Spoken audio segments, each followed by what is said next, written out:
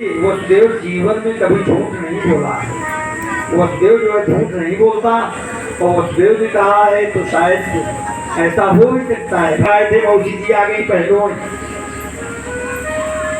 भगवान व्यास ने लिखा कंसेन प्रहिता घोरा पूतना बाल घातिनी शिशून शार निघनंती पुरग्राम वर्जादिषु। अब बतलाते हैं कि देखिए नगर ग्रामों में घूमती हुई भ्रमण करती हुई आई।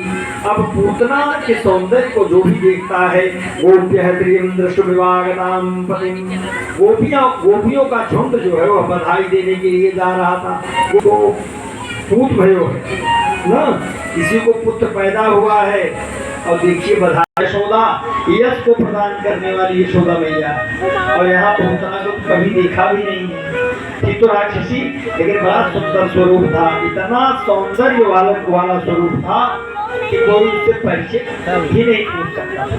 आप लोग भी जितने भी हम हैं हम सब नहीं पूछते। अभी यहाँ पर इतने लोग हैं, कोई दिव्य स्वरूप आ जाए बढ़िया जो है, चाहे खद्दरधारी चाहे किसी भी वेश में आ जाए, उसको बैठने आके बैठ जाए तो ये जान लीजिए उसकी आव भगत करने लगेंगे। हम उससे उसका परिचय नहीं पूछ पाएंगे संकोच में, क्योंकि दिव्य भव्य स्वरूप लेके आया है। इतनी सभा में माने उसका एक दिव्य तेज है, वो सबको धूमिल करके एक विचित्र उसकी स्थिति है। तो हमारा परिचय ठीक तो सब गोपियां जो है अपना परिचय भाई तुम बहुत मेहनत कर रहे हो यार। इतने भी कहा मुझे यशोदा बहुत मेहनत कर रहे हो। 80 साल में तुमको ये बहुत बढ़िया है। तो हमने भी सोचा कि चल करके आपको मिल लो, सब काम धाम छोड़ करके मैं आ गई। अब ये इस प्रकार से नाटक कर रही है। यशोदा के मन में हुआ कि इतनी बहनें आई हैं, सबको तो मैं पहचान रही, ये बहना कहाँ से आ गई समझ में नहीं आता, कैसे मैं कहूँ। लेकिन संकोच बस कहती नहीं। वो भी ये सोच रही है चलिए सगी नहीं सही ममेरी भूपेरी कहीं दूर के नाते की होगी, क्योंकि बिना परिचय के तो आएगी नहीं, होगी कोई नाते रिश्तेदार की, इसलिए परिचय नहीं पूछती। वह कहती है कि अरे क्या बहना मुझे पहचान नहीं क्या। यशोदा ने कुछ नहीं कहा, शांत भाव से कुछ नहीं। अब वो कहती है कि तेरे लाला भयो है, लाला कहाँ है, कहा देख नहीं हो मैं अभी सुलाई हूँ। वो जो है तुरंत जो है बढ़ती है। अब यशोदा मैया देख रही कहीं कभी भी सुलाई हो, थोड़ा शांति से देखना। कहा मैया चिंता मत करो, मैं शांति से कहा जगाना मत, देख के ही आ रहे हो। इधर यशोदा मैया भिड़ गई और वहां पहुंच गए। ने अपनी दोनों आंखों को बंद कर लिया। विबुध्यताम बालकुमारिका ग्रहम बतलाते हैं कि भगवान तो चराचर जगत की आत्मा है, भगवान सब कुछ जानते हैं, सर्वंतर्यामी। अब पूतना को देखते ही नेत्र क्यों बंद कर लिया। यहाँ पर देखिए समाधान, पूतना को जैसे देखा कर लिया। भगवान ने सोचा कि हम दुष्टों का विनाश करने के लिए आए हैं। अब लगता है कि इसका श्री गणेश मुझे पूतना मौसी से करना पड़ेगा क्या। अब भगवान के मन में ये सोचा तो भगवान जो है तुरंत आंख बंद कर लिए, इसलिए कि जब इतना बड़ा शुभारंभ करने चल रहे हैं, अभी मैं पैदा हुआ नहीं, इसलिए भगवान ने आंख बंद किया ना। और फिर उन्हें ऐसा सोचा हो, प्रभु ने ऐसा सोचा हो कि ब्रजमंडल में मैं तो आया था कि मिस्त्री माखन खाने, और मिस्त्री माखन का स्वाद चख भी नहीं पाया।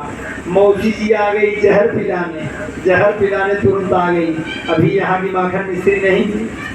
यह सोच करके भगवान ने आंख बंद किया हो और भगवान ये सोच रहे हो कि ये जो जहर पिलाने आई है, ये जहर का अभ्यास तो मेरे भोले बाबा को करने लगे कि भोले बाबा थोड़ा सा ये आपका विषय है, इसको आप देख लेना, ये हमारा विषय नहीं है। इस प्रकार से बहुत सारे या पापनी का दुग्ध प्रथम बार भगवान पी रहे हैं, घूंट उसका कड़वा लग सकता है, कड़वा घूंट होगा।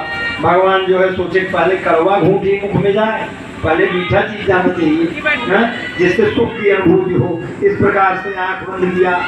अब ब्रजवासियों ने ब्रजवासियों में क्या हुआ, वहां पर जब भगवान आए हैं तो भगवान ऐसा भी सोच सकते थे, संतों का भाव है कि कहीं मैं आया पहले ही सर्वप्रथम मेरे पास कोई नहीं आई, पहले मुझे हत्यारन का ही मुख देखना पड़ रहा है, ऐसा सोच के आंख बंद कर लिया। कुल मिला के मायापति के आगे सामान्य माया टिक नहीं, मायापति के आगे आप जान लीजिए, कहीं भगवान सोच रहे हैं कि मेरा असली रूप न प्रकट हो जाए, इसलिए आंख बंद करने आ जाए। क्यों? नेत्र से जब नेत्र मिल जाएंगे तो प्रीति हो जाएगी, जब प्रीति हो जाएगी तो मैं कैसे पूतना को मारूंगा, पूतना को मैं मार नहीं पाऊंगा, और अगर उस स्थिति में मारता भी कि उचित नहीं होगा, ये जान लीजिए। तो बतलाते हैं कि दृष्टिपात करना इसलिए अच्छा नहीं होता। अरे रामावतार में जब शूर्पणखा आई थी भगवान राम जी के पास, तो राम जी के साथ श्री जी थी, उस समय सीता मैया थी, इसीलिए भगवान राम नेत्र बंद कर लिए, शूर्पणखा को आते ही नेत्र बंद कर लेते हैं, जो सीता मैया साथ में थी। ये भी अब यहाँ तमाम संतों का अपना अलग अलग भाव है, संतों ने बड़ा सुंदर सुंदर भाव दिया, आप सब लोग यहाँ विद्वज्जन हैं, जैसा भाव समझें। अब सुखदेव बाबा कहते हैं कि परीक्षित, जैसे कोई साधारण रस्सी समझ करके विषधर को उठा ले, साधारण रस्सी समझ करके, बहुत भारी विषधर हो और उसको साधारण रस्सी समझ करके उठा ले। अब पूतना ने मानो साधारण शिशु मानकर भगवान को उठा दिया, ये तो बहुत साधारण शिशु है, उठा लेती हैं, अपनी गोद में लिया और विष युक्त स्तन को जो ही मुख में भगवान के दिया, गाढ़ं कराभ्याम भगवान प्रपीड्य तत्प्राणै समं रोसमन्वितो पिबतो, जो ही वो दे देते हैं, भगवान ने उसका स्तनपान करना चालू किया। स्तनपान करना चालू किया तो सबसे पहले क्या किया, सबसे पहले विष तो ऊपर था तो विष ही पिया, सबसे पहले विष पिया, विष के बाद दूध पिया, दूध आने लगा, पूरा दूध पी ली, और दूध जब समाप्त होने लगता है तो ये पूतना के प्राणों को ही पीना शुरू कर देते हैं। पूतना के प्राणों को जो प्राण खींचने लगे, पूतना के मर्म स्थलों में बड़ी पीड़ा होने लगी, बहुत पीड़ा होने लगी, वेदना होने लगी, बड़ी भयंकर चीत्कार करती हुई, चिल्लाती हुई, मुंच मुंच मुंच, अरे बेटा मुझे छोड़ दे छोड़ दे छोड़ दे, सा मुंच मुंच मुंचालमिति प्रभासी निस्तेजमानाखिल जीव मर्मणि। बतलाते हैं भगवान, कहते हैं कि महर्षि जी अब न करने से काम नहीं चलेगा, अपने राम तो जल्दी से किसी को पकड़ते नहीं, और अगर पकड़ लिए तो फिर उसको छोड़ने वाले नहीं हैं, इसलिए ये चिंता मत करो। भगवान को गोद में लिए, जब नहीं उसको समझ में आता तो गोद में लेकर के बाहर भागती है, बाहर भागती तुरंत अपने विराट रूप में आ गई, विराट रूप में आई, भगवान ने प्राणों को खींचा, पूतना धड़ाम से वहीं पर गिर गई, पूतना का काम तमाम हो गया। अब पूतना के गिरते ही पूरे ब्रह्मांड में जैसे चीत्कार गूंज जाए, ऐसी स्थिति बनी। सुखदेव बाबा ने कहा कि शरीर पूतना का था, इतना विशाल कि वो गिरती है तो जितने भी वृक्ष अगल बगल के थे सब टूट टूट करके चकनाचूर हो गए, जितने भी वृक्ष। उसके शरीर का क्या प्रमाण दिए भगवान व्यास, पतमानोपि तद्देहस्त्रिगभ्यूं तरद्रुमां चूर्णयामास राजेंद्र महदासी तदद्भुतम्।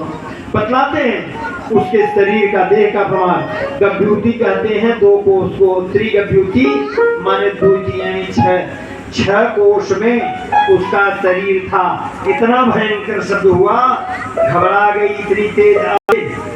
अब यहाँ कौन, यशोदा मैया जो है, जब आवाज धड़ाम से हुई उसके गिरने पर यशोदा मैया घबरा गई, देखे हमारा लाला कहाँ है। वो अंदर जाके लाला को देखती है, इनको पता ही नहीं लाला है नहीं पाल में, और सब लोग घबरा के भागती हैं। बाहर देखती हैं तो क्या होता है, कुछ दूर पर पूतना का पर्वताकार देह पड़ा है, पर्वताकार विशाल शरीर, राक्षसी तो थी ही, सामान्य शरीर नहीं थी।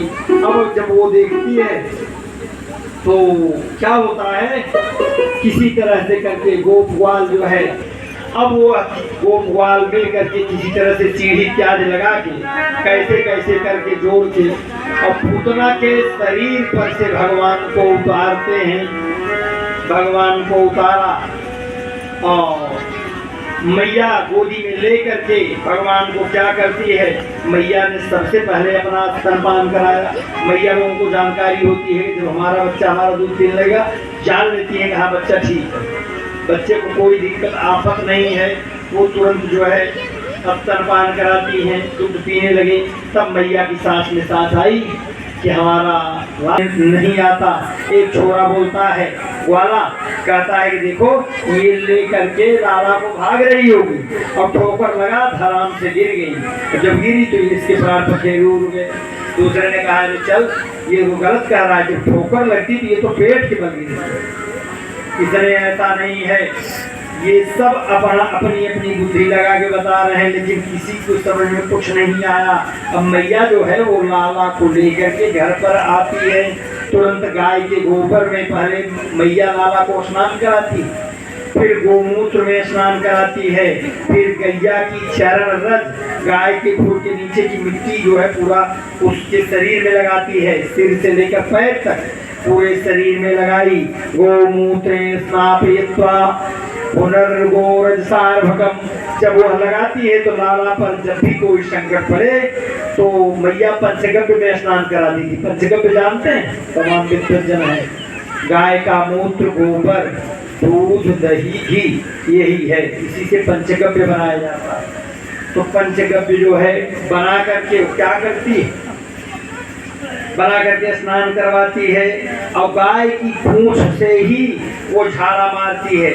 आज भी अगर बच्चों पर कोई दिक्कत है तो आप जो है अगर यह क्रिया करते हैं, करके गाय की पूंछ से झाड़ा मार दें, उसके बच्चे को पकड़ करके तो किसी बच्चे को मार दें और ये जान लीजिए उसको आराम तत्काल मिल जाएगा।